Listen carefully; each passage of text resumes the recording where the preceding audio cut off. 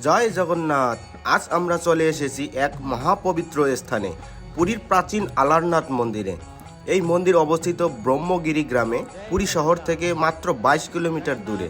এটি ভগবান জগন্নাথের এক বিশেষ রূপ। আষাঢ় মাসে ভগবান জগন্নাথ দেব যখন অনশনে যান, তখন 15 দিন মন্দিরের দরজা বন্ধ থাকে। এই সময়কেই বলে অনবাসর কাল। এই সময় ভক্তরা পুরীর মূল মন্দিরে যেতে পারেন না, তাই তারা ছুটে যান আলারনাথ মন্দিরে। বিশ্বাস করা হয় এই সময় ভগবান জগন্নাথ এখানে বিশ্রাম নেন। এই মন্দিরের সঙ্গে শ্রীচৈতন্য মহাপ্রভুর অনেক স্মৃতি জড়িত।